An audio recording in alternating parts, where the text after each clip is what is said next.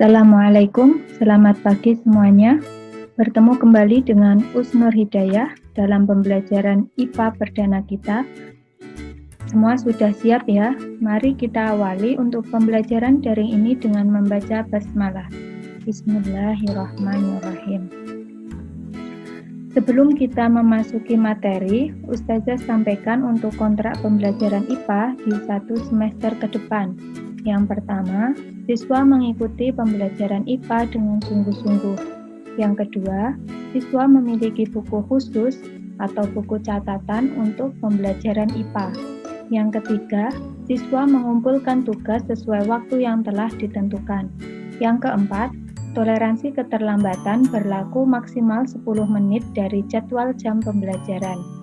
Selama daring, jika ada kendala bisa disampaikan ke guru mapel atau kepada Usnur Hidayah. Sumber belajar yang kita gunakan adalah buku siswa IPA kelas 7 semester 1 kurikulum 2013 dan buku atau sumber pendukung lainnya. Materi IPA di semester ini terdiri atas 6 bab, yaitu yang pertama, objek IPA dan pengamatannya, yang kedua, klasifikasi makhluk hidup, yang ketiga, klasifikasi materi dan perubahannya, yang keempat, suhu dan perubahannya, yang kelima, color dan perubahannya, dan yang terakhir adalah energi dalam sistem kehidupan.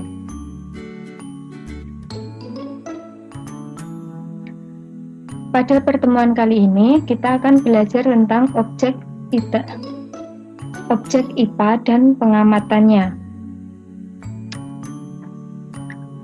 Berikut adalah kompetensi dasar dalam bab ini. 3.1 menerapkan konsep pengukuran berbagai besaran dengan menggunakan satuan standar baku.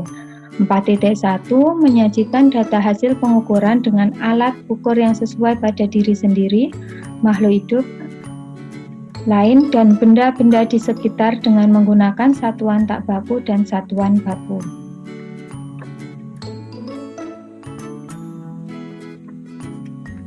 Tujuan pembelajaran.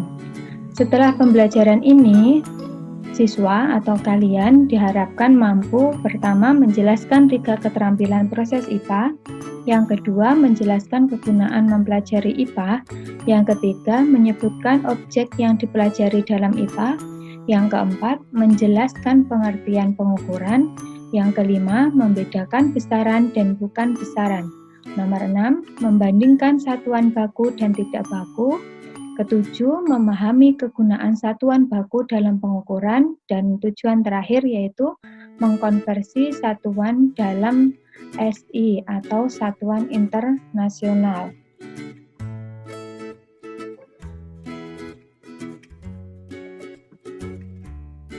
Pernahkah kamu melakukan pengamatan terhadap temanmu?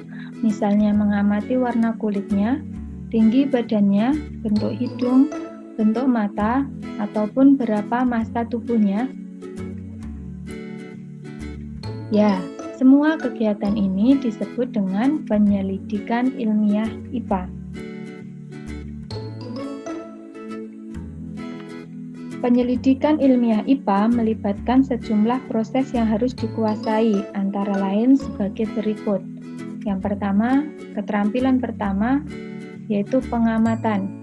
Pengamatan menggunakan panca indera, termasuk melakukan pengukuran dengan alat ukur yang sesuai.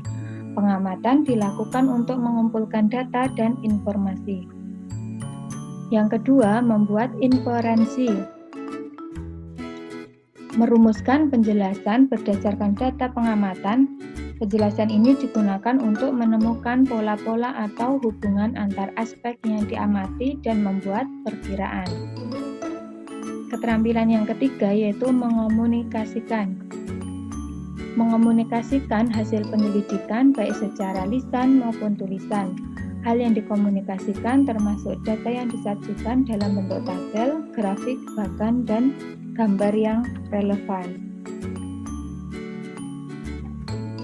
Dengan keterampilan ini, kalian dapat mengetahui bagaimana mengumpulkan fakta dan menghubungkan fakta-fakta untuk membuat suatu penafsiran atau kesimpulan. Belajar IPA memiliki manfaat yang dapat kita gunakan dalam kehidupan sehari-hari, seperti yang pertama, meningkatkan kualitas hidup. Dengan belajar IPA, kita mengetahui bagaimana agar tanaman bisa tumbuh dengan subur, kemudian memahami berbagai hal di sekitar kita, mengapa bisa terjadi siang dan malam, kemudian menyelesaikan masalah, bagaimana mendapatkan air bersih dari air yang keruh, dan yang terakhir, berpikir logis dan sistematis. Dengan belajar IPA, kita bisa membuat kesimpulan berdasarkan data yang kita peroleh.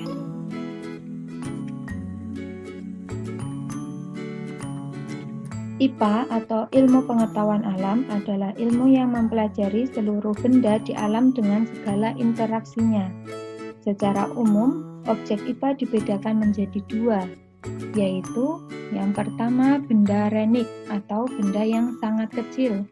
Contohnya ada bakteri, virus, dan atom.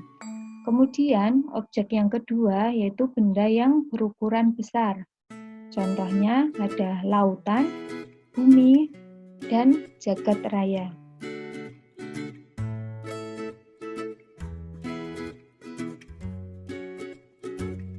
Pengukuran merupakan kegiatan membandingkan sesuatu yang diukur dengan menggunakan alat ukur yang digunakan sebagai satuannya. Di dalam pengukuran ada beberapa istilah, yaitu besaran dan satuan. Besaran merupakan sesuatu yang dapat diukur dan dinyatakan dengan angka, sedangkan satuan adalah acuan yang digunakan dalam pengukuran.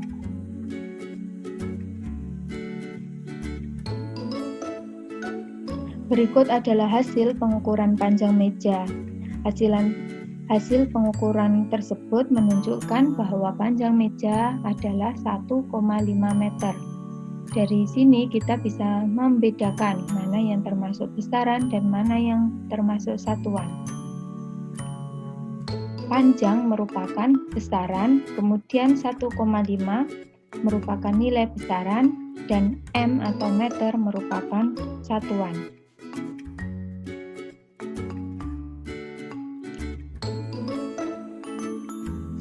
Satuan dibedakan menjadi dua, yaitu yang pertama adalah satuan tidak baku. Satuan yang apabila digunakan orang yang berbeda akan menghasilkan hasil pengukuran yang berbeda. Contoh jengkal, depah, hasta, dan lain-lain. Jadi satuan tidak baku ini bersifat relatif. Kemudian yang kedua, satuan baku. Satuan yang apabila digunakan oleh setiap orang akan menghasilkan hasil pengukuran yang sama. Contoh meter, second, gram, liter, dan lain-lain.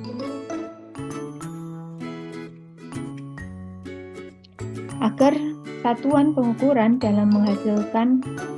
dapat menghasilkan data yang seragam, perlu adanya keseragaman atau pembakuan satuan. Syarat satuan baku ada 3. Yang pertama, satuan selalu tetap. Ini berarti bahwa satuan tidak mengalami perubahan oleh sebab adanya pengaruh apapun, misalnya karena pengaruh suhu, tekanan, dan kelembapan. Yang kedua, bersifat internasional. Ini berarti bahwa satuan bisa digunakan di seluruh negara, dimanapun tempatnya. Yang ketiga, mudah ditiru bagi setiap orang yang akan memakainya. Berdasarkan syarat satuan tersebut, ditetapkan suatu sistem yang berlaku untuk dunia yang disebut dengan Sistem Satuan Internasional atau Satuan SI. Mengubah suatu satuan ke satuan yang lainnya disebut dengan mengkonversi satuan. Kalian masih ingat dengan tangga satuan yang dipelajari ketika SD? Ya, ini contoh tangga satuan untuk satuan panjang. KM, HM, dam, m, dm, cm, dan mm. Ketika turun satu tangga maka akan dikalikan 10, ketika naik satu tangga akan dibagi 10. Ini contoh konversi beberapa satuan yang umum digunakan. 1 ton sama dengan 1000 kg, 1 kuintal sama dengan 100 kg, 1 ons sama dengan 0,1 kg, 1 desimeter kubik sama dengan 1 liter, 1 cc sama dengan 0,001 liter, dan 1 km sama dengan 1000 meter. Contoh, ini 500 gram sama dengan titik-titik kilogram, naik 3 tangga, jadi dibagi 1000, hasilnya 0,5 kilogram. 200 kilogram sama dengan titik-titik ton, kilogram ke ton dibagi 1000, 200 dibagi 1000 sama dengan 0,2 ton. 100 cc sama dengan titik-titik liter, cc ke liter dibagi 1000, jadi 100 dibagi 1000, 0,1 liter.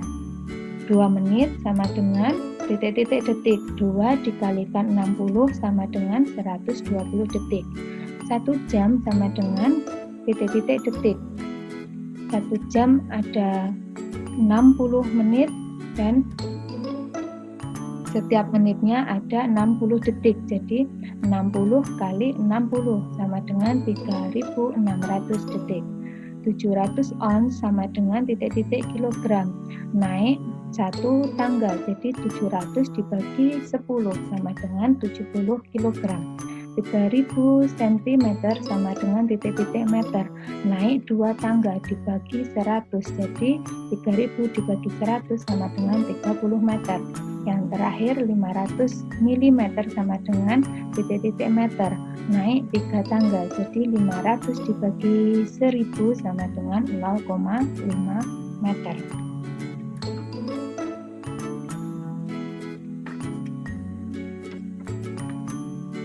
Setelah mempelajari materi ini, ada 2 kegiatan yang harus kalian lakukan untuk mengetahui seberapa jauh pemahaman kalian terhadap materi ini.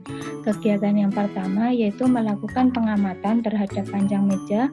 Kemudian kegiatan yang kedua adalah mengkonversi satuan. Untuk link kegiatan siswa di-share di grup wali santri. Alhamdulillah, kita telah menyelesaikan pembelajaran hari ini dengan baik. Sampai jumpa di pembelajaran berikutnya. Ustazah tunggu untuk tugas-tugasnya.